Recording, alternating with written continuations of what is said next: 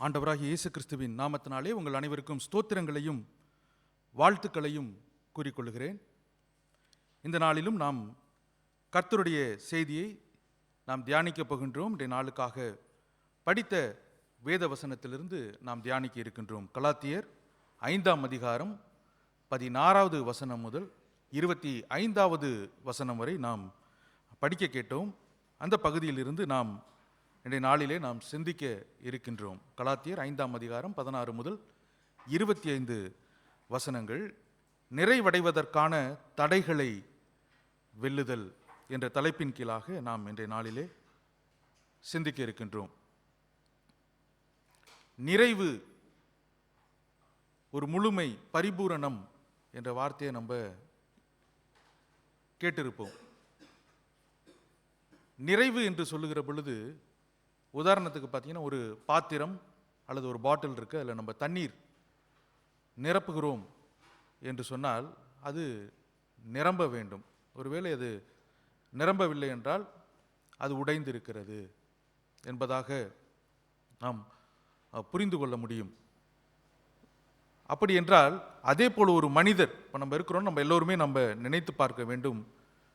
நாம் ஆண்டவருடைய வார்த்தையினாலே, வசனத்தினாலே நாம் நிரப்பப்பட்டிருக்கின்றோம் என்று நாம் நினைத்ததுண்டா? அல்லது நம்ம நினச்சி பார்த்தோன்னா நமக்கு ஒரு முழுமை அடையவில்லை, நான் ஒரு நிறைவை காணவில்லை என்று சொல்லி நாம் சிந்திப்போம் என்றால் அதை எப்படி நம்ம சரி செய்ய வேண்டும்?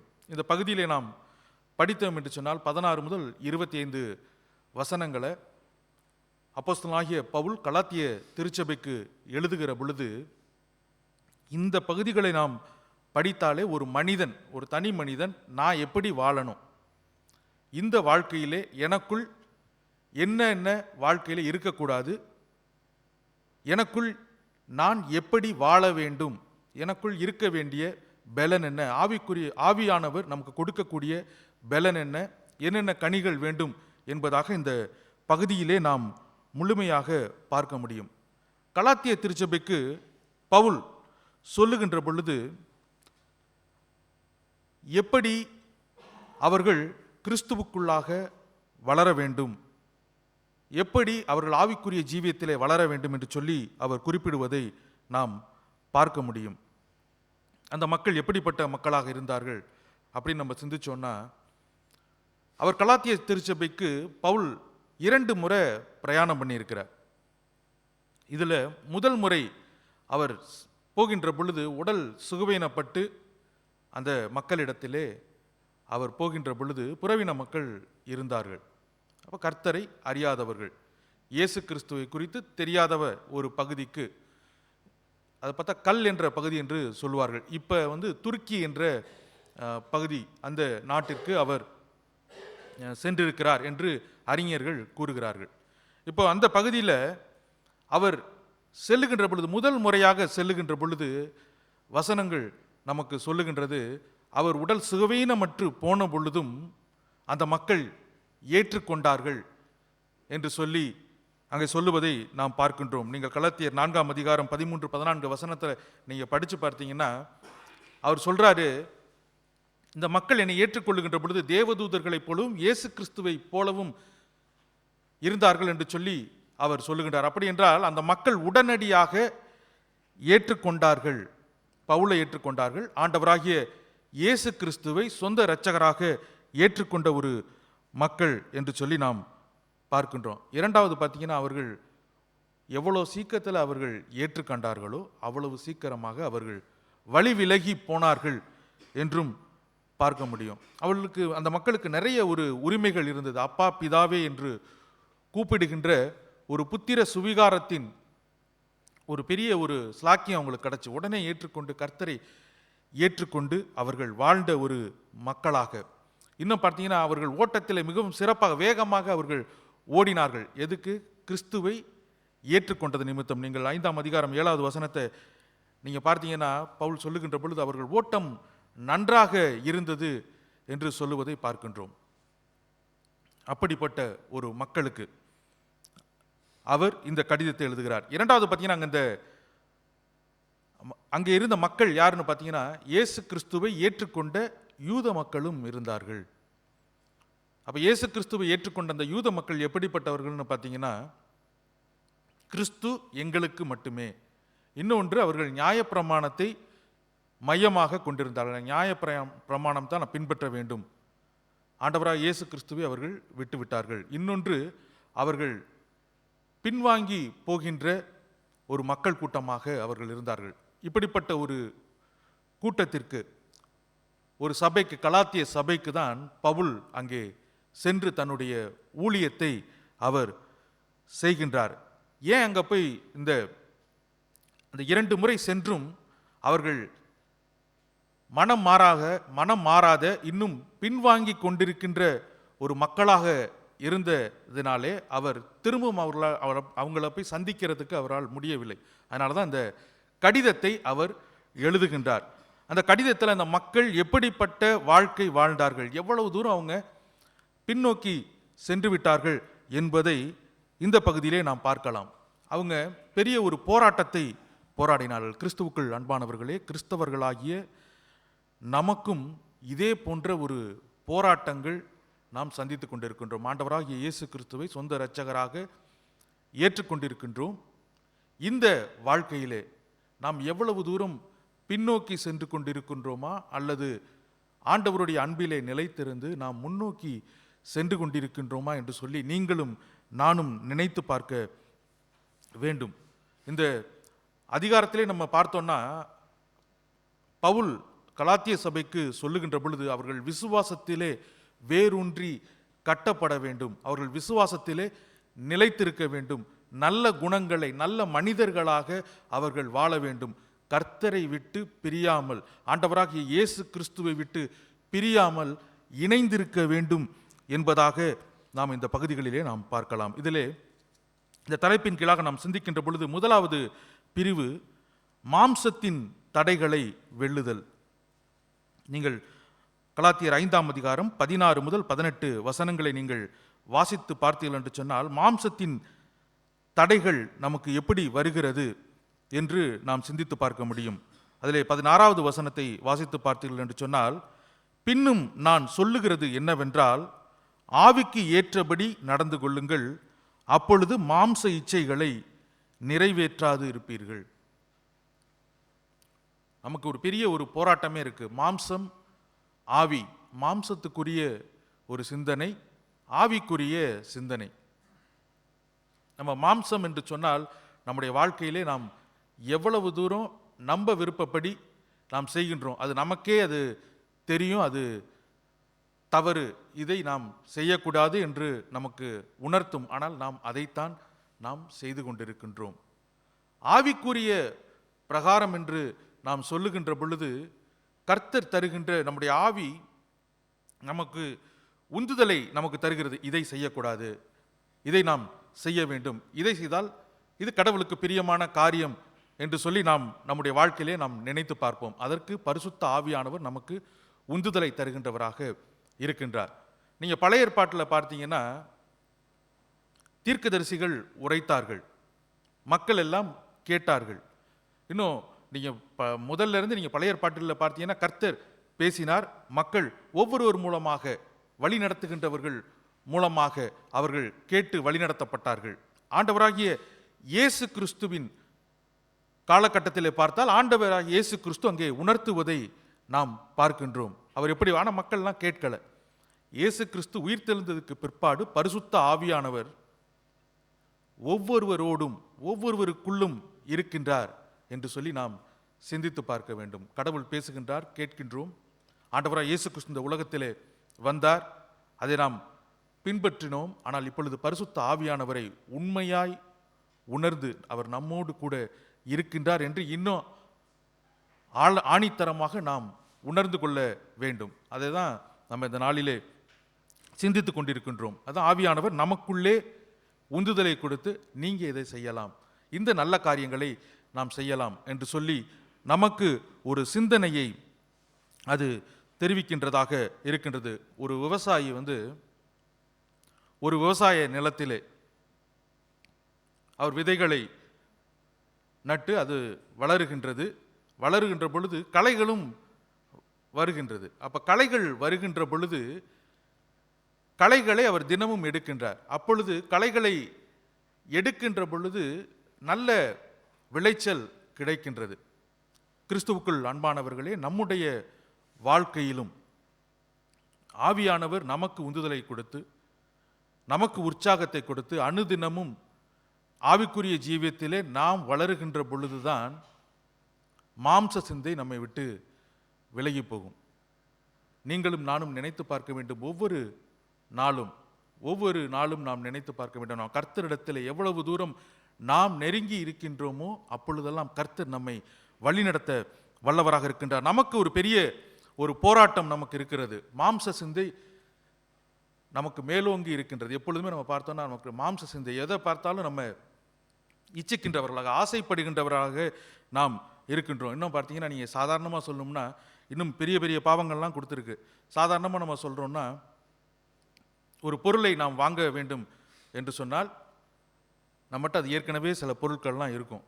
பார்த்தீங்கன்னா விடமாட்டோம். இன்னும் அதிகமான பொருட்களை வாங்கி நம்ம வீட்டில் வச்சுருப்போம். அதை பயன்படுத்தவும் நம்ம மாட்டோம். இதே போல் நம்ம பார்த்தோன்னா வாழ்க்கையில் எவ்வளவோ காரியங்களை நாம் செய்கின்றோம்.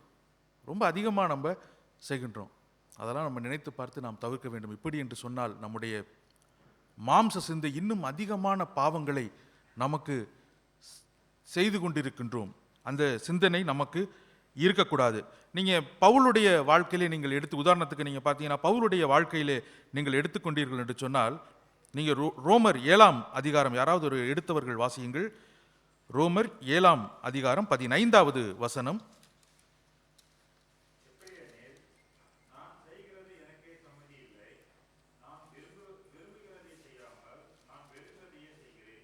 பாருங்க, பவுல் அங்கே சொல்லுகின்றார், நான் செய்கிறது எனக்கே சம்மதி இல்லை, நான் விரும்புகிறதை செய்யாமல் நான் வெறுக்கிறதையே செய்கிறேன்.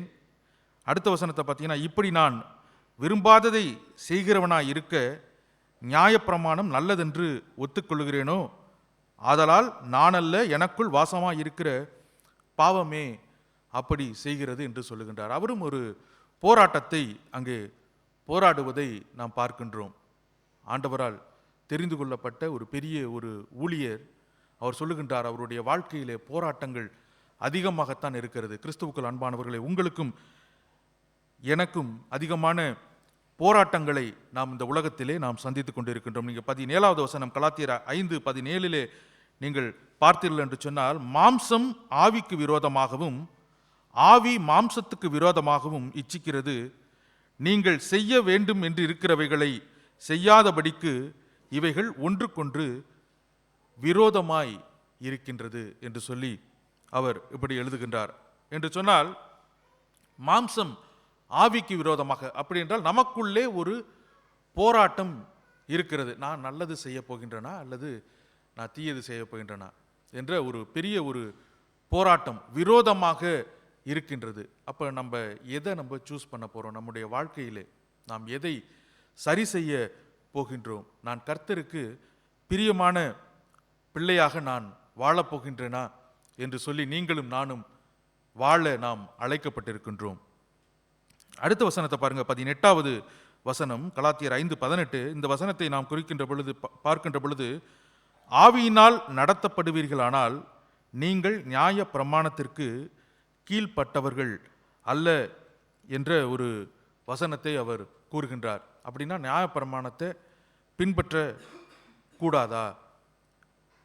இதற்குத்தான் நாம் முன்பாக பார்த்தோம். அந்த கலாத்திய சபையிலே புறவினத்தவரும் இருந்தாங்க, யூத மக்களும் இருந்தார்கள். அவர்கள் சரியாக நியாயப்பிரமாணத்தை அவர்கள் பின்பற்றின ஒரு மக்களாக இருந்தார்கள். ஆனால் இயேசு கிறிஸ்துவை அவர்கள் விட்டுவிட்டார்கள். அறிஞர்கள் இப்படியாக அவர்கள் கூறுகின்றார்கள்,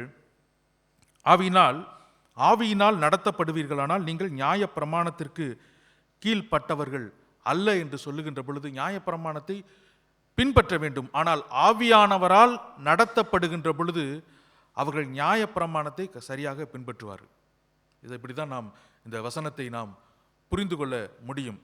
பவுல் அதனால தான் அவங்க அந்த மக்கள் எல்லாம் பவுலுடைய போதனை இது என்ன தவறாக போதிக்கிறாரே என்ற ஒரு குழப்பமான ஒரு சூழ்நிலை அந்த இடத்துல இருந்தது. கிறிஸ்துவுக்குள் அன்பானவர்களே, நாம் நினைத்து பார்ப்போம். நாம் ஆவியானவராலே நடத்தப்படுகின்ற பொழுது நம்முடைய ஆவி நம்மை சரியான பாதையிலே, கர்த்தருக்கு உகந்த பாதையிலே நம்மை வழிநடத்த வல்லதாக இருக்கின்றது என்பதை நாம் புரிந்து கொள்ள வேண்டும். மாம்ச சிந்தனை அது நம்முடைய சுய சிந்தனை, பாவ சிந்தனை. ஆனால் ஆவிக்குரிய சிந்தனை என்பது தேவனுடைய சித்தம், கர்த்தருடைய சித்தம், பரிசுத்த ஆவியானவருடைய வழிநடத்துதல், இயேசு கிறிஸ்துவினுடைய எப்படி வாழ்ந்தார் என்ற அந்த உணர்வு நம்மை சரியான பாதையிலே நம்மை வழிநடத்தும். இரண்டாவது பிரிவை குறித்து நாம் சிந்திப்போம் என்று சொன்னால், பாவ கிரியைகளை விட்டு விலக வேண்டும்.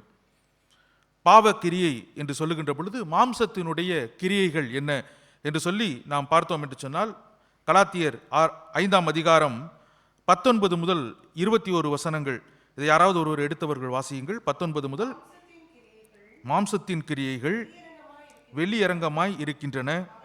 அவையாவன விபசாரம், வேசித்தனம், அசுத்தம், காம விகாரம், விக்கிரக ஆராதனை, வெள்ளிசூனியம், பகைகள், விரோதங்கள், வைராக்கியங்கள், கோபங்கள், சண்டைகள், பிரிவினைகள், மார்க்க பேதங்கள், பொறாமைகள், கொலைகள், வெறிகள், களியாட்டுகள் முதலானவைகளே. இப்படிப்பட்டவைகளை செய்கிறவர்கள் தேவனுடைய ராஜ்யத்தை சுதந்தரிப்பதில்லை என்று முன்னே நான் சொன்னது போல இப்பொழுதும் உங்களுக்கு சொல்லுகிறேன். அப்ப இந்த மாம்சத்தினுடைய கிரியைகள், இந்த கிரியைகள் எல்லாம் அதெல்லாம் இருக்கக்கூடாது. அதெல்லாம் நமக்கு இருந்துச்சுன்னா தேவனுடைய ராஜ்யத்தை நம்ம சுதந்தரிக்க முடியாது. இதில் பார்த்தீங்கன்னா ஒரு 17 விதமான தவறான காரியங்கள், மாம்ச சிந்தைகளை குறித்து பவுல் அங்கே சொல்லுகின்றார். ஏன் அங்கே சொல்ல வேண்டும் அப்படின்னு பார்த்தீங்கன்னா, அந்த சூழலிலே அந்த மக்கள் எவ்வளவு சீக்கிரம் ஆண்டவராக இயேசு கிறிஸ்துவை விசுவாசித்து அவ்வளவு தூரம் ஓடினார்களோ, அவ்வளவு தூரம் ஓடினவங்க ஆவிக்கு ஜீவியத்தில் அவர்களால் நடக்கக்கூட அவர்களால் முடியாத ஒரு சூழலிலே இருந்தார்கள் என்று சொல்லி நாம் பார்க்கின்றோம். இதில் 3 காரியங்களை குறித்து நாம் சிந்திக்க முடியும். ஒன்று, உறவு சம்பந்தமானது, ஒழுக்கக்கேடு. சரியாக சொல்லணும், ஒரு ஒழுக்கக்கேடு அங்கே நிறைந்த ஒன்றாக. இரண்டாவது பார்த்தோம்னா சமயம் சார்ந்து. மூன்றாவது சமுதாயம் சார்ந்து. இந்த 3த்தையுமே நம்ம இதில் பார்க்க முடியும். நீங்கள் பார்த்தீர்கள் என்று சொன்னால், மாம்சத்தின் கிரியைகள் வெளியரங்கமாக இருக்கின்றன. அவையாவன அப்படின்னா விபசாரம், வேசித்தனம், அசுத்தம், காம விகாரம். இதெல்லாம் பார்த்தீங்கன்னா ஒரு தனி மனித ஒழுக்கம்னு சொல்லுவாங்க. ஒரு தனி மனிதன் எப்படி ஒழுக்கமாக இந்த உலகத்திலே வாழ வேண்டும், இப்படி வாழ்கின்ற பொழுது அவன் ஒரு நல்ல ஒரு மனிதனாக, அவன் தன்னையே நினைச்சு பார்த்தா தான் ஒரு நல்ல மனிதனாக இருப்பான். அப்படிப்பட்ட ஒரு காரியத்தை இந்த மக்கள் எல்லாம் அப்படிப்பட்ட காரியத்திலே வீழ்ந்து போனார்கள். கிறிஸ்துவுக்குள் நடக்க முடியாத ஒரு சூழலிலே இருந்தார்கள் என்று சொல்லி நாம் பார்க்கின்றோம். அதனால தான் எச்சரிக்கையோடு அவர் சொல்லுகின்றார். இந்த அதிகாரத்தில், முன்பே அதிகாரத்தில் நீங்கள் பார்த்தீர்கள் என்று சொன்னால், புத்தி இல்லாத கலாத்தியரே என்று கடிந்து கொள்ளுகிறார். ஏனென்றால் மக்கள் ஆண்டவராக இயேசு கிறிஸ்துவை விட்டு பிரிந்து போகின்ற பொழுது அந்த நிலையிலே அவர் இந்த கடிதத்தை அவர் எழுதுவதை நாம் பார்க்கின்றோம். இதில் பார்த்தோன்னா, முதலாவது அவர்கள் ஒழுக்கக்கேடான வாழ்க்கையை விட்டுவிட வேண்டும், ஒரு போராட்டத்தை அங்கே போராட வேண்டும். இரண்டாவது பார்த்தீங்கன்னா, சமயம் சார்ந்து கடவுளை விட்டே, கர்த்தரை விட்டே அவர்கள் பிரிந்த ஒரு சூழல். எப்படின்னு பார்த்தீங்கன்னா, விக்கிரக ஆராதனை, பில்லி சூன்யம். அவங்க விக்கிரகத்துக்கு போயிட்டாங்க. இன்னொன்று பில்லி சூன்யம், அது போன்ற காரியங்களிலே அவர்கள் ஈடுபட்டார்கள். அந்த பகுதியிலே வாழ்ந்த மக்களோடு அவங்க என்ன பின்பற்றினார்களோ அதையே பின்பற்றி வாழ்கின்ற ஒரு சூழல். மூன்றாவது சமுதாயம், பிற மக்களோடு எப்படி வாழ்ந்தார்கள் என்று பார்த்தோம் என்று சொன்னால், அவர்கள் பகைகள், விரோதங்கள், வைராக்கியங்கள், கோபங்கள், சண்டைகள், பிரிவினைகள், மார்க்க பேதங்கள், பொறாமைகள், கொலைகள், வெறிகள், களியாட்டுக்கள் முதலானவைகளே. இப்படிப்பட்டவைகளை செய்கிறவர்கள் தேவனுடைய ராஜ்யத்தை சுதந்தரிப்பதில்லை என்று சொல்லி நாம் பார்க்க முடியும். இதே போல என்னென்ன காரியங்கள் செய்யக்கூடாது என்று சொல்லி பவுல் அதிகமாக குறிப்பிடுகின்றார். நீங்கள் கொலோசையரிலே நீங்கள் 3ஆம் அதிகாரத்தில் நீங்கள் பார்க்க முடியும். ரோமர் 1ஆம் அதிகாரம் 29 முதல் 31 வசனங்களை நீங்கள் பார்க்க முடியும். 1 கொரிந்தியர் 6ஆம் அதிகாரம் 9, 10வது வசனத்திலே நீங்கள் பார்க்க முடியும். நீங்கள் 1 கொரிந்தியர் 6ஆம் அதிகாரம் 9, 10 நீங்கள் வாசித்து பார்த்தீர்கள் என்று சொன்னால் அந்த வசனத்திலே சொல்லுகின்ற பொழுது அதிலும் சொல்லுகின்றார், இப்படிப்பட்ட காரியங்களை செய்கின்ற பொழுது நீங்கள் பரலோக ராஜ்யத்திலே, தேவனுடைய ராஜ்யத்திலே நீங்கள் பிரவேசிக்க முடியாது என்று சொல்லுவார். கிறிஸ்துவுக்குள் அன்பானவர்களே, நீங்களும் நானும் இது போன்ற காரியங்கள், ஒவ்வொரு காரியங்கள் நம்ம அதிகமாக நாம் விலகி இருந்தாலும், இது இவ்வளோ காரியங்களில் பார்த்தீங்கன்னா சில காரியங்களுக்கு நாம் உடன்பட்டு கொண்டு இருக்கின்றோம். மாம்ச காரியம் நம்மை மேற்கொள்ளுகின்றது. நீங்கள் பார்த்தீங்கன்னா கோபங்கள், வைராக்கியங்கள், விரோதங்கள், சண்டைகள், பிரிவினைகள், மார்க்க பேதங்கள், பொறாமைகள், இதெல்லாம் நமக்கு இருக்கா அப்படின்னு நம்ம சிந்திச்சு பார்க்கணும். நம்முடைய வாழ்க்கையிலே இப்படிப்பட்ட காரியங்கள், இவர்களெல்லாம் நம்மளை தெரியாமலே நமக்குள் நம்ம கோபப்பட்டுறோம் அதிகமாக. ஸோ அப்படிப்பட்ட வாழ்க்கை நாம் வாழுகின்ற பொழுது நாம் உண்மையாய், ஆண்டவரே, அப்போ தான் அவர்கிட்ட கேட்கணும், நம்ம பரிசுத்த ஆவியானவரே எங்களுக்கு நீங்கள் உதவி செய்யுங்க. ஆண்டவராக இயேசு கிறிஸ்து எப்படி எங்களுக்கு வாழ்ந்தாரோ அதே போல நான் வாழ்வதற்கு என்னை பக்குவப்படுத்தும் என்று சொல்லி நீங்களும் நானும் கேட்கின்ற பொழுது நம்மை வழி நடத்த அவர் வல்லவராக இருக்கின்றார். ஸோ இப்படிப்பட்ட காரியங்களை நாம் வெறுக்கின்ற பொழுது, இந்த மாம்ச சிந்தனையை நாம் துரத்துகின்ற பொழுது, அப்பொழுதுதான் நாம் தேவனுடைய ராஜ்யத்தை நாம் சுதந்திரிக்க முடியும். ஒரு பெரிய ஒரு போராட்டம், அந்த போராட்டத்தை நாம் எப்படி வாழப்போகின்றோம் என்று சொல்லி நாம் நினைத்து பார்க்க வேண்டும். நீங்களே இதில் பார்த்தீங்க என்று சொன்னால், இதில் தனி மனித ஒழுக்கம், நம்முடைய வாழ்க்கை சரியாக இருக்க வேண்டும். இரண்டாவது பார்த்தீங்கன்னா, எனக்கும் கர்த்தருக்கும், எனக்கும் கடவுளுக்கும் உரிய அந்த உறவு, அப்பா பிதாவே என்று கூப்பிடுகின்ற அந்த உரிமையை நானும் நீங்களும் தக்க வைத்துக் கொள்ள வேண்டும். மூன்றாவது, சக மனிதர்கள், என் மனிதர்களோடு, என்னுடைய நண்பர்களோடு, நான் வாழ்கின்ற சமுதாயத்தோடு நான் எப்படி அன்பாக நான் நேசித்து வாழ முடியும். இன்னும் நம்ம வெளியே போகின்ற பொழுது அதிகமாக நம்ம இந்த ஞாயிற்றுக்கிழமை இங்கே ஆலயத்துக்கு வருகிறோம். இங்கே வருகின்ற பொழுது தான் நாம் நினைத்து பார்ப்போம், கர்த்தருடைய பிரசன்னத்தை நம்ம உணர முடியும். பாடல் வழியாக, பைபிள் வசனம் படிக்கின்ற பொழுது, செய்திகள் கேட்கின்ற பொழுது, தேவ செய்தியெல்லாம் கேட்கின்ற பொழுது தான் நம்ம இந்த நேரத்திலே கர்த்தரை இன்னும் அதிகமாக நாம் தேட வேண்டும் என்று நமக்கு ஒரு சிந்தனை வருது. இதை விட்டு நம்ம போயிட்டோம்னா அதுக்கப்புறம் ஒரு வாரம் நாம் அதிகமாக நம்ம வேலை செய்கின்ற இடத்திலே தான் இருப்போம், அநேகரை சந்திப்போம். அப்போ சந்திக்கின்ற பொழுது இந்த வேத பகுதி எப்படி என்னுடைய வாழ்க்கையிலே பயன்படுகிறது, நான் எப்படி வாழ்கின்றேன் என்று சொல்லி நீங்களும் நானும் சிந்தித்து பார்க்க வேண்டும். இது போன்ற மாம்ச சிந்தைகளை நாம் தவிர்க்க வேண்டும். தவிர்த்து ஆண்டவரின் அன்பை வெளியே நாம் காண்பிக்கின்ற பொழுது ரொம்ப ஒரு போராட்டம் தான். வேலை செய்கிற இடத்துல ஒவ்வொருவரும் ஒவ்வொரு மாதிரி இருப்பாங்க. இதில் நம்ம வேற அந்த சூழலில் இருக்கிறோம். அப்படிப்பட்ட சூழலிலே கர்த்தர் நமக்கு உதவி செய்து ஆண்டவருடைய அன்பை நம்முடைய வாழ்விலே காட்டுவதற்கு நமக்கு ஒரு பெரிய ஒரு ஸ்லாக்கியத்தை நமக்கு கொடுத்திருக்கின்றார். அதை நாம் பயன்படுத்த நாம் அழைக்கப்பட்டிருக்கின்றோம். ஆனால் நாம் நினைத்து பார்ப்போம் என்று சொன்னால், அடுத்த பகுதியை பார்க்கின்ற பொழுது மூன்றாவது பகுதி ஆவியின் கனிகளில் வளருதல். இது நம்ம எப்பொழுதுமே நாம் படிக்கின்றது. எந்த செய்தியிலும் பார்த்தீங்கன்னா இந்த வசனங்கள் நமக்கு அதிகமாக உணர்த்துகின்ற ஒரு பகுதி.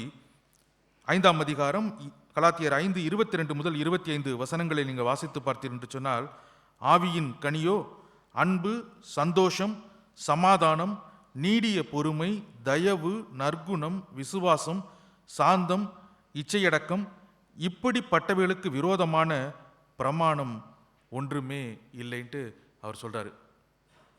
இப்போ இந்த பகுதியை நீங்கள் பார்த்தீங்கன்னா, நியாயப்பிரமாணத்திலே சொல்லப்பட்ட எல்லாமே அங்கே குறிப்பிடுவதை நீங்களும் நானும் பார்க்க முடியும். நீங்கள் அன்பை எடுத்துக்கொண்டீர்கள் என்று சொன்னால், அன்பு என்ற அந்த வார்த்தை, அது தேவன் அன்பாகவே இருக்கின்றார். அந்த அன்பை ஆண்டவராக இயேசு கிறிஸ்து வெளிப்படுத்தினார். இந்த வசனங்களை நம்ம இதெல்லாம் நமக்கு வேணும்னு சொல்கிறோம். ஆனால் நம்ம இந்த வசனத்தை குறித்து நாம் பார்க்கின்ற பொழுது, நீங்கள் இதை கடவுள் கர்த்தர், நம்ம கர்த்தரை நீங்கள் பாருங்கள், அவர் அன்பாக இருந்தார் என்று சொல்லி நாம் பார்க்க முடியும். மக்கள் எவ்வளவோ அவரை கோபப்படுத்தினாலும் அவர் அன்பாக இருந்தார். ஆண்டவராகிய இயேசு கிறிஸ்து இந்த உலகத்திலே வந்து அவர் கடவுளின் அன்பை அப்படியே வெளிப்படுத்தினார் என்று சொல்லி நாம் பார்க்கின்றோம். அனைவரையுமே அவர் நேசித்தார். சந்தோஷம் என்று சொல்லுகின்ற பொழுது நீங்கள் ஆண்டவராக இயேசு கிறிஸ்துவை தான் நாம் இதை பார்க்க முடியும். இந்த உலகத்திலே வந்த பொழுது அவர் சந்தோஷமாக இருந்தார், மற்றவர்களையும் சந்தோஷமாக வைத்திருந்தார். அவரை துன்பப்படுத்தினவர்களையும் அவர் சந்தோஷமாக தான் வைத்திருந்தார். அவர் சிலுவையிலே அறையப்படுகின்ற பொழுது அப்பொழுது கூட பாருங்க, காது வெட்டப்பட்ட ஒரு மனிதர் இருக்கிறார். அப்பையும் அவரை சுகப்படுத்தி அவரை மகிழ்ச்சியினால் தான் வைத்திருந்தார். நம்ம அவருடைய வாழ்க்கையில நாம் பார்க்கின்ற பொழுது ஒவ்வொரு காரியங்களிலும் எல்லோருமே மகிழ்ச்சியாகத்தான் இருந்தார்கள். ஒரு ஏதோ ஒன்று அவர்களுக்கு ஒரு பெரிய இழப்பிலிருந்து ஒரு நன்மை, ஒரு பெரிய ஒரு இழப்பு வந்திருக்கு, அப்பையும் அவர்களுக்கு ஒரு நன்மை. ரொம்ப துயரப்பட்டு கொண்டு இருக்கின்ற பொழுதும் ஒரு நன்மையை அடைந்த ஒரு மக்களைத்தான் நாம் பார்க்க முடியும். சந்தோஷம் அடைந்தார்கள், சமாதானம் நிறைந்ததாக அவர்களுக்கு இருந்தது. இயேசு கிறிஸ்துவை பார்த்தவுடனே அவர்களுக்கு சமாதானம் வந்தது. இது போன்ற கனிகள் எல்லாம் உங்களுக்கும் எனக்கும் வேண்டும். நம்மை பார்க்கின்ற பொழுது நாம் அன்பு நிறைந்தவர்களாக நாம் வாழ்கின்றோமா என்று நாம் சிந்தித்து பார்க்க வேண்டும். இன்னும் பார்த்தா நமக்கு சந்தோஷம் நிறைந்தவர்களாக நாம் இருக்கின்றோமா என்று சொல்லி நாம் பார்க்க வேண்டும். சமாதானம் நிறைந்தவர்களாக நீங்களும் நானும் வாழ்கின்றோமா, அந்த கனிகளை நாம் பெற்றிருக்கின்றோமா என்று சொல்லி நீங்களும் நானும் சிந்திக்க வேண்டும். நீடிய பொறுமை நமக்கு இருக்கிறதா இந்த வாழ்க்கையில்? இந்த வாழ்க்கையில் பார்த்தோன்னா பொறுமைன்றதே நமக்கு கிடையாது. எல்லாமே அதுவும் இது போன்ற சிங்கப்பூர் போன்ற நாடுகள்லாம் பார்த்தீங்கன்னா பொறுமை இல்லை, எல்லாமே வேகமாக செல்ல வேண்டும் என்று சொல்லிக்கொண்டு நாம் சென்று கொண்டிருக்கின்றோம். அப்படிலாம் நம்ம பார்க்கின்ற பொழுது பொறுமை அப்படின்ட்டு நமக்கு வேண்டும். அதுவும் நீடிய பொறுமை. அப்போ நீடிய பொறுமைனா எவ்வளவு தூரம் நம்ம வாழ்க்கையில் பொறுமையை நாம் நமக்குள் வேண்டும் என்று சொல்லி நாம் சிந்திக்க வேண்டும். தயவு என்பது இரக்கம். ஏதாவது நன்மை செய்தால் தான் நமக்கு இரக்கம் கிடைக்கும்.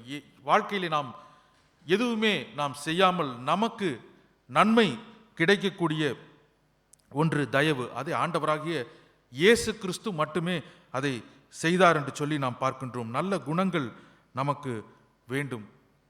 நல்ல குணங்கள் வாழ்க்கையிலே நற்குணம், அதான் சொல்றாங்க, நல்ல குணங்கள் நம்முடைய வாழ்விலே நமக்கு தெளிவுபட வேண்டும். நம்ம பார்க்கின்ற பொழுது நாம் எவ்வளவு தூரம் நாம் நல்லவர்களாக வாழ்கின்றோம், அந்த கனியை நாம் பெற்றிருக்கின்றோம் என்று சொல்லி நீங்களும் நானும் சிந்தித்து பார்க்க வேண்டும். விசுவாசம் எப்படி இந்த கலாத்திய சபைக்கு சொல்லுகின்ற பொழுது விசுவாசத்தை அவர்கள் இழந்து போனார்கள். எவ்வளவு சீக்கிரமாக பெற்றார்களோ அவ்வளவு சீக்கிரமாக அவர்கள் விசுவாசத்தை விட்டுவிட்டார்கள். ஆனால் விசுவாசத்திலே நிலைத்திருக்க அங்கே ஊக்கப்படுத்துகின்றார்.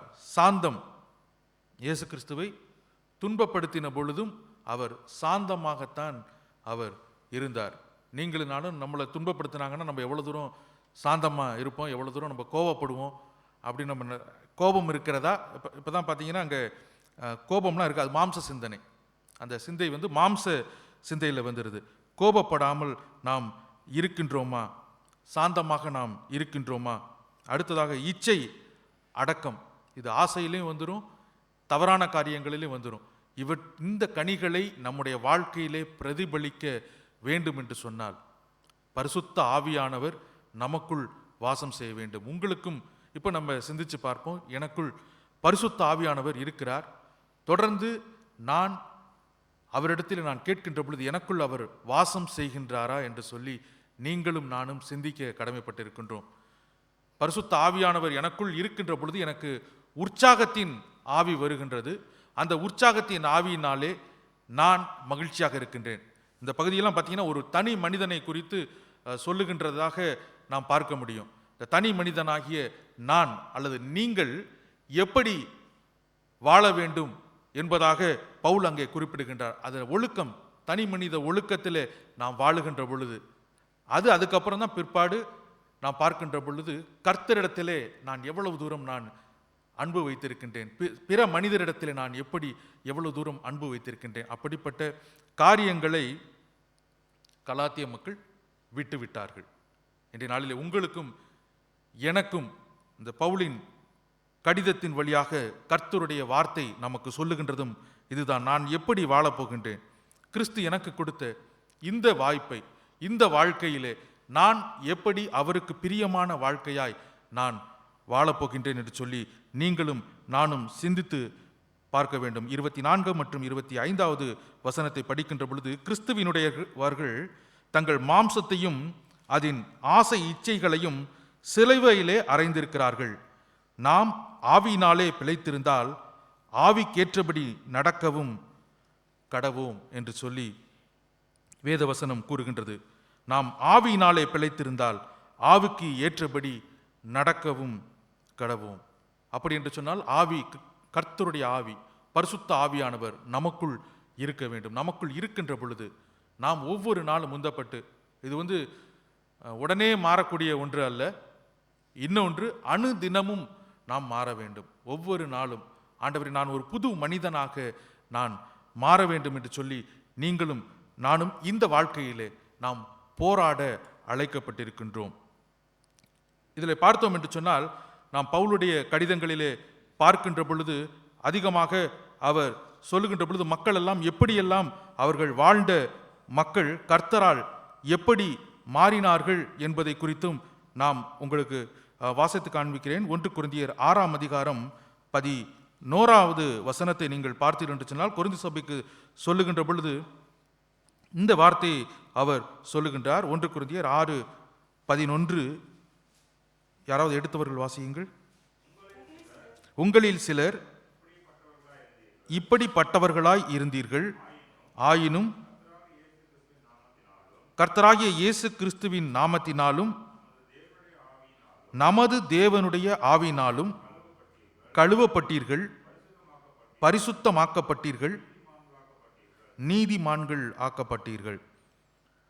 இப்படிப்பட்ட வாழ்க்கை வாழ்ந்த அந்த மக்கள் கர்த்தராகிய இயேசு கிறிஸ்துவின் நாமத்தினாலும் நமது தேவனுடைய ஆவியினாலும் கழுவப்பட்டீர்கள், பரிசுத்தமாக்கப்பட்டீர்கள், நீதிமான்களாக்கப்பட்டீர்கள் என்ற வசனத்தை உங்களுக்கு நினைவுபடுத்த விரும்புகின்றேன்.